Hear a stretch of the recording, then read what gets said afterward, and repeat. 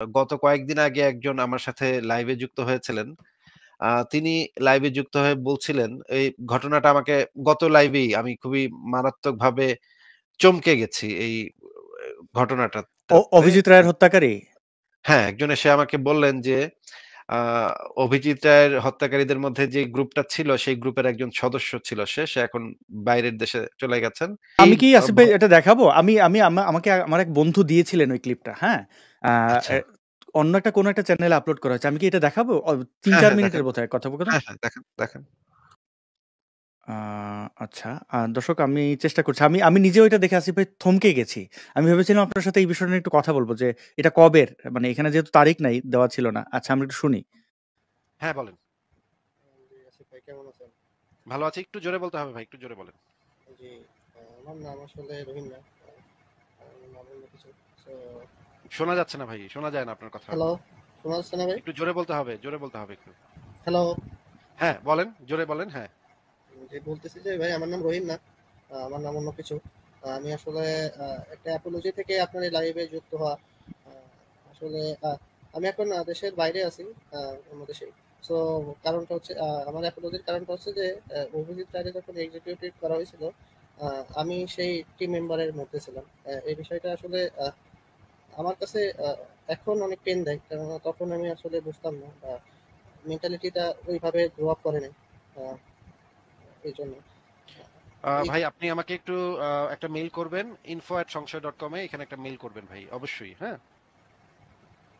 আমি আসলে আমার ফ্যামিলি মেম্বার এখনো তেমন ওরকম মেন্টালিটির। আপনি যদি এটুকু এনশিওর করতে পারেন যে আমার আসলে নাম বা কোনো কিছু প্রকাশ হবে না, তাইলে আমি আপনাকে এটা করতে পারি। না, কোনো কিছুই প্রকাশ হবে না। আপনি জাস্ট আমাকে একটা মেইল করবেন। কারণ আপনার কাছ থেকে আমি পুরা জিনিসটা জানতে চাই।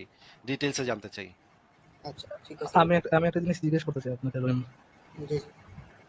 ভাই। একটা মানুষকে খুন করার আগে কি ভাই আপনাদের হাত একটু কাঁপে নাই? আসলে একবার চিন্তা করেন না যে ভাই একজনের আমি হত্যা হতে যাচ্ছি, একজনকে আমি অ্যাসাসিন করতে যাচ্ছি যার সাথে আমার পার্সোনাল কোনো ধরনের যে আমার কোনো ধরনের কোনো ক্ষতি করে নাই পার্সোনাল, তাকে আপনি মানে হত্যা করবেন, আপনি মানে আপনার হাত কাঁপ একবারও চিন্তা করেন না যে জিনিসটা কি ভালো না খারাপ না কি ভাবে নাই আস কখনো? ভাই আমরা আসলে তখন আমি পার্সোনালি বলতে পারি। আদার্স আমরা যে ৭ জন মেম্বার ছিলাম এটা জানি না। আমি পার্সোনালি বলতে পারি আমার তখন আসলে কাজ করে নাই। আমরা আসলে টোটালি মোটিভেটেড ছিলাম।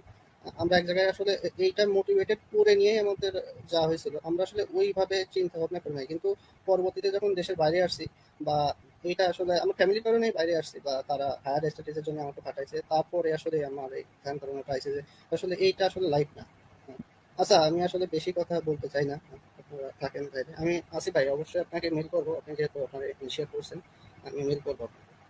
অবশ্যই ভাই আপনার সমস্ত তথ্য গোপন রেখেই আমি আপনার সাথে একটু কথা বলতে চাই। যে আচ্ছা। পুরা ঘটনাটা আমি আপনার কাছ থেকে জানতে চাই যে আপনারা কিভাবে এই জিনিসগুলা শুরু হইলো কিভাবে, আপনার শুরুটা হইলো কিভাবে।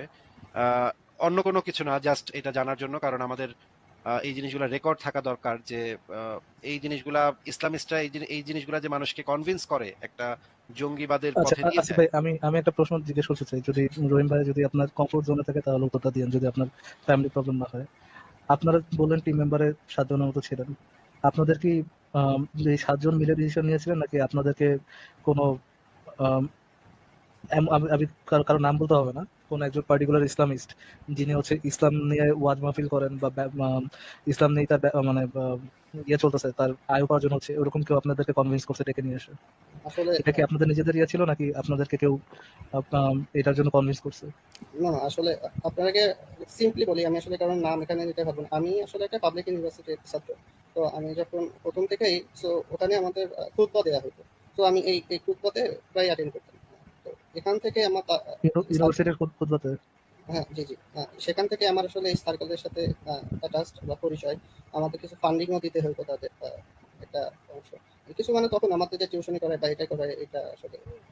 তো আমাদের হ্যাঁ, একজন মেন্টর ছিল। আমি আসলে নাম এখনো এক্সিকিউট করতে চাচ্ছি না, কেননা সে এখনো বাংলাদেশে একটা ভালোই অবস্থানে আছে। ভাইয়া এর বেশি আসলে আমি এখন বলতে চাচ্ছি না। ভালো থাকবেন। ঠিক আছে রহিম ভাই, আপনি চলে গেল তো। রহিম আসিফ ভাই আপনার ওই লাইভ থেকে সম্ভবত এই ক্লিপটা অন্য কেউ আপলোড করেছিলেন। আমি শোনার পরে আম আম কি বলি আমি ২-৩ টা জিনিস যুক্ত করি আসিফ ভাই। আমি তো সেই এই জগতের লোক না। আপনারা ব্লগে যখন লিখে ফাটাই ফেলতেছেন, তখন আমি পাঠক মাত্র। মাঝে, মাঝে ২-১ টা কমেন্ট করতাম। এমনকি আপনাদের কমেন্ট যুদ্ধও দেখতাম। মজাই লাগতো। কখনো জীবনে ভাবি নাই যে এই ধর্মকেন্দ্রিক কথাবার্তা বলতে হবে। আমার অভিজিৎ রায়ের হত্যার পরে এর আগেও একের পর এক ব্লগার হত্যা হচ্ছে খারাপ লাগছিল। তাদেরকে অত ভালোভাবে চিনতাম না বা তাদের যে ব্লগের ছদ্ম আইডি ছিল এগুলোর মধ্যে যে তখন আমার দেশ পত্রিকার যে তাদের যে মানে মিথ্যাচার, নোংরামি সবকিছু মিলিয়ে বিরক্ত। তো অভিজিৎ রায়কে হত্যার পরে আমার মনে হয়েছে যে না আমার কিছু করা উচিত। তা আমি তো ভালো ব্লগ লিখতে পারি না, কিছুই লিখতে পারি না। তো সেইখান থেকে আমার এখন আরেকটা মানুষ এই একটা মানুষ সে নিজে অভিজিৎ রায়ের হত্যার সাথে যুক্ত ছিল। এখন সে অ্যাপোলজি করতেছে যে না তার এটা অন্যায় হইছে, ভুল হইছে। আসিফ ভাই আপনি ওই ব্যক্তিকে একটু যদি মেসেজ রাখেন যে তিনি আমি আশা করি তিনি ইমেইল করবেন তিনি যদি শোনেন এবং তার পদক্ষেপ আমাদের এই চিন্তাটাকে অনেক পরিশুদ্ধ করতে পারে। আমাদের আসলে এতগুলো রক্ত ঝরেছে, এতগুলো মানুষের প্রাণ গেছে। আমরা যে প্রতিশোধ নিচ্ছি তা তো নয়। কিন্তু এত প্রাণ যাওয়ার পরে আমরা কিন্তু অকুতোভয় আমাদের উপর সোশ্যাল মিডিয়া অ্যাটাক হইছে, আমাদের পরিবার এমন কিছু বাদ রাখে নাই তারা। তারপরেও কিন্তু এখন মেইনস্ট্রিম বলতে গেলে সোশ্যাল মিডিয়া আমাদের বড় একটা ভূমিকা আছে। তিনি যদি আমাদের এই সত্যগুলো জানান তাহলে বোধহয় আমরা সমূলে না পারলেও অনেক বড় একটা আমাদের উপকার হবে। আসিফ ভাই আপনি তার উদ্দেশ্যে যদি আরো বিস্তারিতভাবে বলেন।